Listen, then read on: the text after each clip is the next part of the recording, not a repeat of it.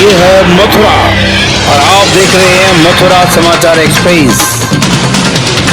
नमस्कार दोस्तों, मैं हूं जितेंद्र भारद्वाज और आप देख रहे हैं मथुरा समाचार एक्सप्रेस। आज हम आपकी मुलाकात ऐसी शख्सियत से कराने जा रहे हैं जिन्होंने पूरे मथुरा जनपद का नाम रोशन किया है। पीसीएस नायब तहसीलदार परीक्षा में 13वें स्थान प्राप्त करके जनपद का नाम रोशन किया है। चारों ओर हर्षोल्लास है और उस अफसर बिटिया की चारों तरफ सम्मान समारोह आयोजित हो रहे हैं, माल्यार्पण किए जा रहे हैं, उन्हें उपहार दिए जा रहे हैं। आज हम आपकी ऐसी शख्सियत से मुलाकात कराने जा रहे हैं जिनका नाम है चर्चिता गौतम। चर्चिता गौतम के नाम की चर्चा जनपद में इसलिए है कि उन्होंने नायब तहसीलदार की परीक्षा में पीसीएस परीक्षा में 13वां अंक प्राप्त किया है। नमस्कार चर्चिता जी, हमारे चैनल में आपका स्वागत है। Thank you sir, thank you. मेरा सबसे पहला सवाल है कि आपने पीसीएस की परीक्षा में नायब तहसीलदार में 13वां स्थान प्राप्त किया है, कैसा लग रहा है आप? सर बहुत अच्छा अनुभव हो रहा है। चारों तरफ सब बहुत खुश हैं, परिवार वाले, मेरे गुरुजन, उन सबको खुश देख के बहुत अच्छा अनुभव, बहुत अच्छा एक्सपीरियंस। पीसीएस परीक्षा में बैठने के लिए, अप्लाई करने के लिए कहाँ से आपको प्रेरणा मिली, किस तरह से इस रास्ते पर आप आए हैं? सर मेन मोटिवेशन पापा रहे। शुरुआत से ही उन्होंने मुझे कहा, उनका एक सपना था कि मैं आईएएस बनूं, तो उस वहाँ से मेरे को प्रेरणा मिली। मम्मी पापा दोनों का बहुत सपोर्ट रहा इस दौरान, मेरी पूरी जर्नी के दौरान, मेरे पेरेंट्स और सर साथ में मैं जहाँ पढ़ती हूँ, मैंने एलकेजी से लेकर क्लास 12 तक की अपनी जो शुरुआती शिक्षा है वो Pandit Hukum Singh Radhelal Indian public school से पूरी की। वहाँ पे मेरे टीचर्स, मेरे प्रिंसिपल सर मनोज सर, उन्होंने मुझे काफ़ी मोटिवेट किया और सर वहीं से एक जो बेस बन जाता है हमारा, वो वहीं से बना और वहाँ से ही मुझे लगा कि बैक ऑफ द माइंड था कि ये मेरा सपना है। उसके बाद सर मैंने बीएससी की अपनी मैत्रेयी कॉलेज से, दिल्ली यूनिवर्सिटी से। उसके बाद सर मैंने वहाँ से एक एग्ज़ाम दिया आईआईटी जैम का, जिसमें मेरी 118 रैंक थी। वहाँ से मैंने आईआईटी रूड़की से अपना मास्टर्स किया। सर मास्टर्स के बाद मेरे पास दो ऑप्शन थे, either to go for research, जिसके लिए सर मुझे फॉरेन जाने का मौका मिला। ऐसी क्या वजह रही, विदेश का आपको ऑफर मिल रहा था लेकिन आपने उसे ठुकरा दिया, उसकी क्या वजह रही? सर मैं देश के लिए ग्रास रूट लेवल पे कुछ करना चाहती थी, अपने स्किल्स को यूज़ करते हुए जनरल पब्लिक के लिए, मतलब मेरे जितना मैं कर सकती हूँ उतना मैं कंट्रीब्यूट करना चाहती हूँ अपने देश की उन्नति के लिए, और इसीलिए मैंने तो इस परीक्षा की तैयारी करने के दौरान में किस तरह की आपको समस्या आई थी, कैसा आपको लगा? क्या कभी ऐसा लगा कि गिव अप कर देना चाहिए, नहीं हो पाएगा, क्या ऐसा भी लगा कभी? यस सर, अप और डाउन, मतलब इस जर्नी के दौरान बहुत अप्स डाउन्स आते हैं और वो इस जर्नी का पार्ट एंड पार्सल है। मुझे लगता है सभी एस्पिरेंट्स के साथ होता है, कभी आप बहुत लो फील करेंगे, कभी बहुत अच्छा फील करेंगे कि हो जाएगा, बट अपने ऊपर कॉन्फिडेंस रखना और एक परसिस्टेंस जो है वो इस जर्नी का, और सबसे बड़ी बात अपने ऊपर पेशेंस, क्योंकि पेशेंस के बिना मुझे लगता है कि कई बार ऐसा होता है कि कुछ मुश्किलें आ रही हैं, लेकिन बस एक अपने ऊपर एक आत्मविश्वास रखना पड़ेगा कि हो जाएगा, तो आप सेल थ्रू कर सकते हैं। जिस समय लग रहा था कि नहीं हो पाएगा, उस समय ऐसी कोई प्रेरणा मिली हो, किसी ने प्रेरित किया हो कि कर पाएंगे क्या? जी सर, एक तो मैं, जैसे मुझे किताबें पढ़ने का बहुत शौक है, तो मैं कुछ बुक्स पढ़ती रहती थी। मैंने एपीजे अब्दुल कलाम की बायोग्राफी भी पढ़ी है और पेरेंट्स का, फैमिली का, मम्मी पापा का बहुत सपोर्ट रहा, मेरे गुरुओं का। मैं कांस्टेंट अभी तक, जो मुझे बचपन से जिन टीचर्स ने पढ़ाया है उनका सपोर्ट मुझे अभी तक रहा।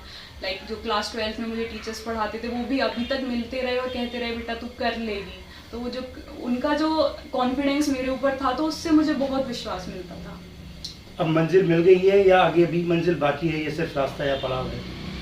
सर मैं अभी यूपीएससी की तैयारी में प्रयासरत हूँ और मैं कोशिश करती रहूँगी कि मैं इससे और आगे जाऊँ और देश की सेवा कर सकूँ। अभी आपने बताया है कि आपका फॉरेन का जो आपने ठुकराया था, उसकी वजह क्या रही? क्या देश सेवा का जज्बा कहीं इसमें अंदर से था या क्या मूल कारण है? बिल्कुल सर, मेरा जो फैमिली बैकग्राउंड है, पंडित हुकुम सिंह जी जो कि मेरे ग्रेट ग्रैंडफादर थे सर, वो एक स्वतंत्रता संग्राम सेनानी थे, तो परिवार में हमेशा से ही देश के लिए वो काफ़ी 7 बार जेल गए थे फॉर कंट्री, और गांधी जी से भी उनकी कई बार मुलाकात हुई थी।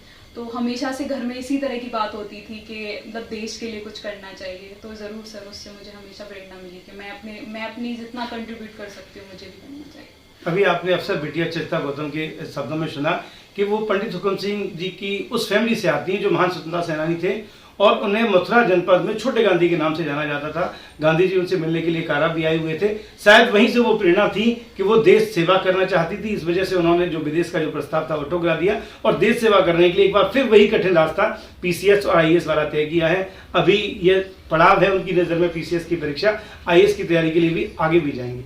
अब इस समय जो PCS IAS की तैयारी कर रहे हैं, सबका सपना होता है, लाखों बच्चे हैं जो लगे रहते हैं, उनके लिए ऐसा कुछ कहना चाहें, कोई ऐसा टिप्स जो आपको बेनिफिशियल लगा हो, उनके लिए आप बताना चाहें?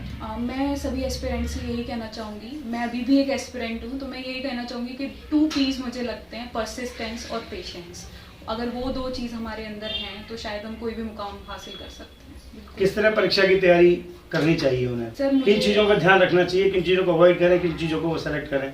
जैसे सर मेरा पर्सनली था कि मैं सोशल मीडिया से थोड़ा दूरी बनाई मैंने 2 साल के लिए, बिल्कुल कोई फेसबुक ये सारी चीज़ें बिल्कुल नहीं यूज़ की 2 साल के लिए। दूसरा सर पेशेंस बहुत ज़रूरी है, और जैसे रोज़ लगभग 8 घंटे की पढ़ाई अगर हो सके तो करनी चाहिए। एग्ज़ाम टाइम में थोड़ा बढ़ जाता है, लेकिन 6 से 8 घंटे अगर आप पढ़ते हैं तो हो सकता है, नामुमकिन नहीं है। मतलब आप मानते हैं इसकी तैयारी करने के लिए सोशल मीडिया से दूरी बनाना ज़रूरी हो जाता है? सर सबके लिए तो नहीं कह सकते, पर मेरी राय है, कुछ लोग ऐसे भी हैं जो ये सब करते हुए भी कर लेते हैं, बट मेरा पर्सनल मानना है कि अगर थोड़ी दूरी बनाते हैं तो ज़्यादा डेडिकेशन और फोकस आ जाता है। अभी आपने अफसर बिटिया चरिता गौतम को सुना, उन्होंने अपने वो सपने बताए आपको जिन्हें वो अभी आगे और करना चाहती है। आखिर क्या वजह रही जो उन्होंने फॉरेन को छोड़ करके देश सेवा को चुना? आने वाले जो लोग हैं जो आगे की तैयारी कर रहे हैं, उनके लिए भी यही प्रेरणा है कि उनके अंदर देशभक्ति का जज्बा हो, उसी को अपने ध्यान में रखते हुए अपनी तैयारी करें। मेरी उन सभी के लिए हार्दिक शुभकामनाएं, और अफसर बिटिया को भी बहुत बहुत हार्दिक शुभकामनाएं। बहुत बहुत धन्यवाद। साधन संसाधन सबके पास वही थे। इसके बाद अपने पिता का एक सपना, अपने दादाजी का एक सपना, अपने पूरे परिवार का एक सपना जो परिवार ने देखा था, उसकी जिम्मेदारी अपने ऊपर ली, उस सपने को अपना सपना बनाया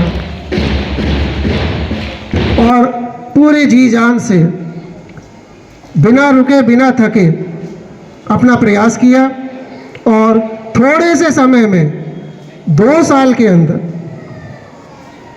बहुत बड़ी बात है, इतनी बड़ी प्रतियोगिता जिसमें लाखों युवक एक साथ बैठते हैं, उस प्रतियोगिता में कुछ सैकड़ा लोगों में शामिल होना, जिनकी गिनती 100-200 में होती है, लाखों में से 100-200 में आना, वो भी एक छोटे से समय में।